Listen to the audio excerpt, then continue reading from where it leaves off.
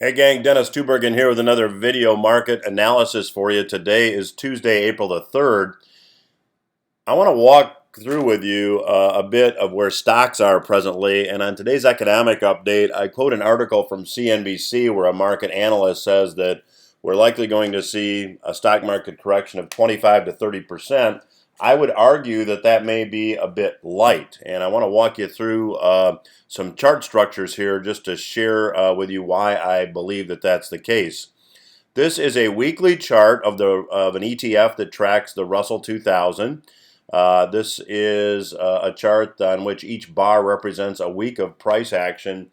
And if you'll notice, we saw markets make highs here on January 26. I happen to believe that's going to be the high potentially for the year in the markets. And you see that during the week, this got up to about 161. Didn't quite make it back there back on the week of March 16, and it's been declining ever since. So on the Russell 2000, we're going to look through for a breakdown here below this this level of a prior low. However, there's a really important trend line here, price channel, that has been broken to the downside. So the downtrend in IWM may be starting, and if we look at a daily chart, you can see it becomes even a little bit more evident. If I were to extend this line, you can see that we've had pretty significant uptrend here, and now that uptrend has been broken, and we couldn't make the prior highs. So even though stocks here are a bit oversold on a daily chart, we could see a bit of a rally here. I think that the downside here is a lot more likely. If we look at SPY, we see something similar. The lines on the chart here, the yellow line is a 5-week moving average, the light blue line is a 15-week moving average, and the lavender line is a 30-week moving average. And an uptrend really is pretty solid as long as these moving averages line up. And what I mean by that is the 5-week moving average needs to be above the 15-week moving average, which needs to be above the 30-week moving average. That broke down here about 4 weeks ago. And we saw now the S&P, as of market action yesterday, begin to flirt with the prior lows, and those lows were back the week of February 9.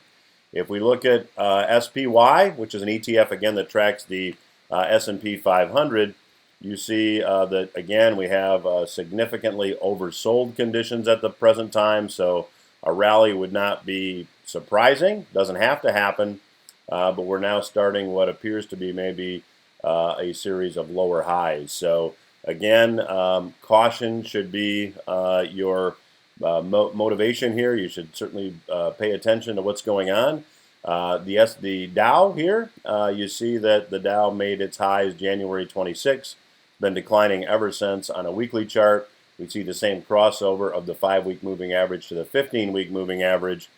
And if we go here to the NASDAQ is now, as of yesterday, just crossing over. The 5-week moving average is just crossing over the 15-week moving average.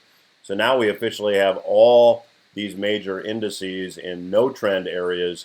And if you take a look here, even though the NASDAQ did make a new high, back on March 13, none of the other indexes did. That same phenomenon, that same NASDAQ making a new high after the Dow, after the S&P, and after the Russell, that happened back in 2000 as well. So there is precedent for this. So moving ahead, just based on chart analysis here, we think we could see maybe a little bit of a price rally here in the next couple days. Doesn't have to happen. However, the downside here is, we believe, the highest probability. So my name is Dennis Tubbergen. Today is April 3rd. That's your video market analysis.